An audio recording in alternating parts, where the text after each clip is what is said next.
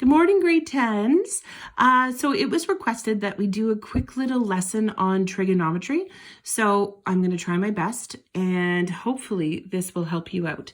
So yesterday we looked at how to label a triangle. It's very different labeling it when we're doing trigonometry than when we are doing Pythagorean theorem.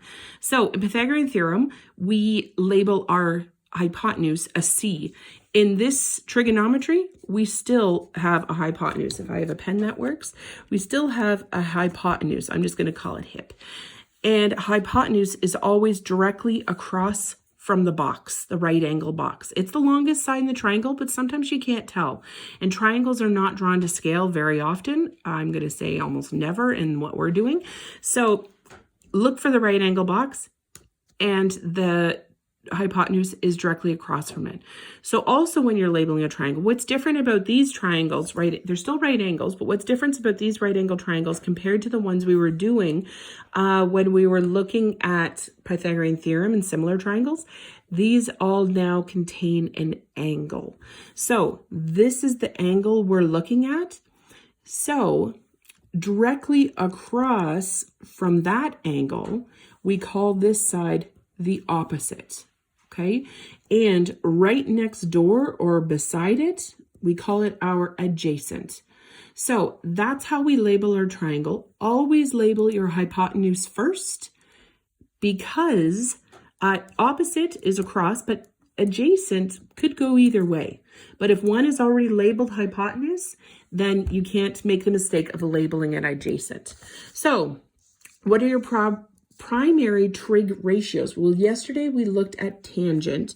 So tan of the angle x is always equal to opposite over adjacent. Sorry for the shadows, guys. So opposite over adjacent. Now, so that's where we take whatever value we have in the opposite side, divide it by whatever value we have in the adjacent, and then we do some fancy calculator work. Okay, so now today there are two other ones. So we have sine and cosine. So sine, we just shorten to sin. Sin equals opposite over hypotenuse. Okay, so again, we take whatever value is in opposite, divide it by whatever value is in hypotenuse, and do some fancy trigonometry work. So with the calculator, okay? And the last one is cosine. Cosine equals adjacent over hypotenuse, okay? So those are our three trigonometric ratios, and that's what we're going to look at today. You will notice, guys, that sine and cosine both use the hypotenuse, whereas tangent does not. So you always have to keep that in mind when you're trying to figure out which of these do I actually use, okay? So what is the mnemonic used to remember the equations? Guys, this is going to be your new favorite word.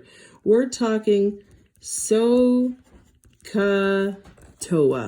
SOHCAHTOA.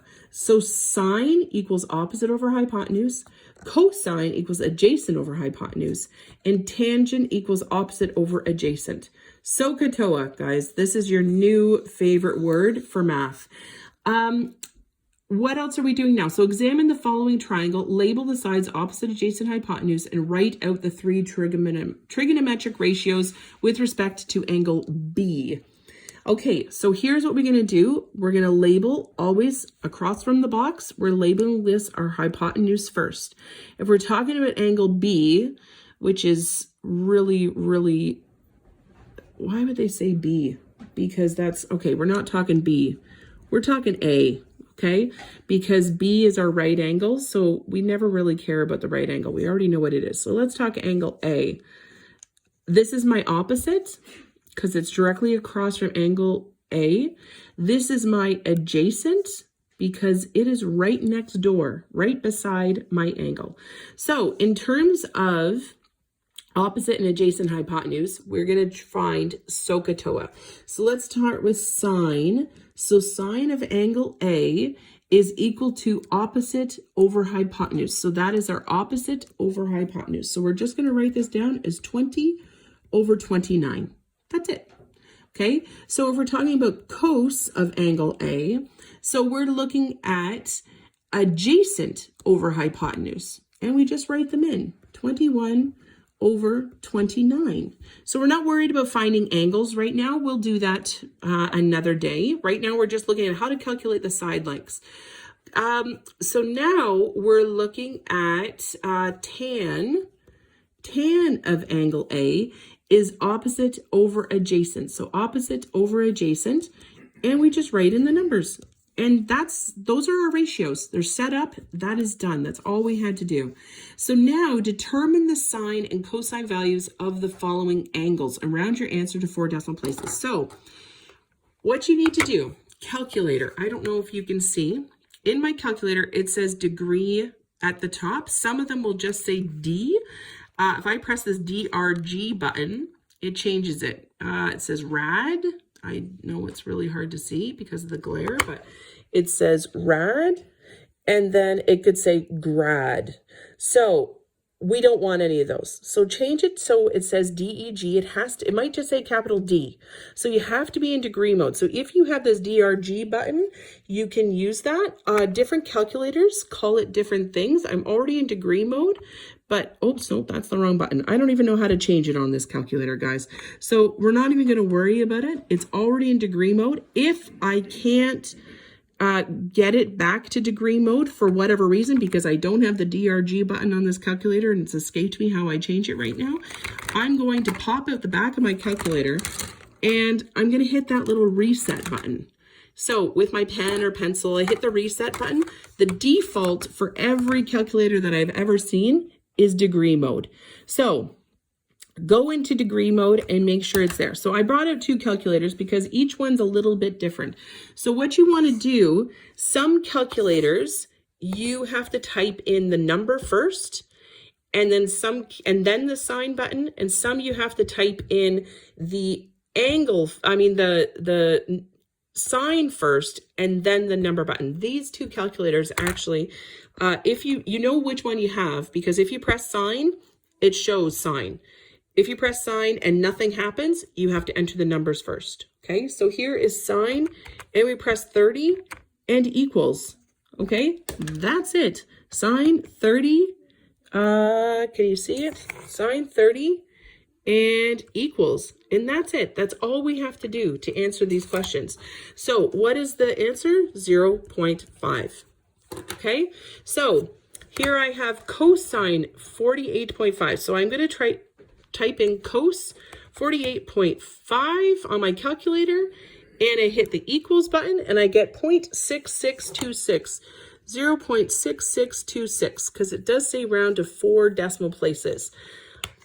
Okay, so again, sine 80, you could do this for cosine, for tangent, for cosine, or for sine. You could do it for all of them. So I'm going to type in sine and 80 and hit my equals button. And I have 0.9848. Okay, so I know it's kind of difficult to read. Okay, so, and cosine 80. So again, guys, hit my cos button, my 80 button, and I have 0.1736. 0.1736. You will notice they're all decimals. That is absolutely what you want for this if you're doing this kind of thing. Okay, so that's great. So now we're moving on. So for the following triangles, write the sine, cosine, tangent ratio indicated for each angle. So this is kind of the same question to what we did up here. So again, first steps first, as always, guys, we're labeling our triangle, starting with our hypotenuse, which is directly across from the right angle box. After that, we can change things up. Now, this is 2 questions on the same triangle, so that's going to make life a little bit tricky. But right now, we're looking at angle X. So from angle X, we're going to go down here, whoops, down here, and this is my opposite. And right next door to my X is my adjacent. Okay, so now I'm going to set up my ratios. So I have sine of X, I have cosine of X, and I have tangent of X. So sine is opposite over hypotenuse. So I get my values, opposite over hypotenuse, 30 over 50, and I'm done. Okay, cosine is adjacent over hypotenuse. So I get my 40 over 50 and I'm done. Tangent is opposite over adjacent. No hypotenuse involved. So I have 30 over 40. Done. So what I'm going to do now is try to find a different colored pen because same triangle, but different angle involved. So here is our Z. Hypotenuse is not going to change. Oh, gotta find a pen that works. Hypotenuse does not change, okay? But our opposite and adjacent would, because now this is my opposite, okay? And now this is my adjacent for Z, okay? So I can cross those ones out because they're for X. So now, again, we're gonna look at the sine of Z, the cosine of Z, and the tangent of Z, and see what they all equal. Sorry guys, it's really shadowy. I hope you can see this okay. So now sine, again, opposite over hypotenuse. I'm just writing in the numbers.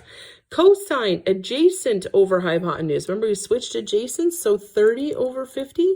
And tan is opposite over adjacent. So we have 40 over 30. Beautiful. That's it. That's all we have.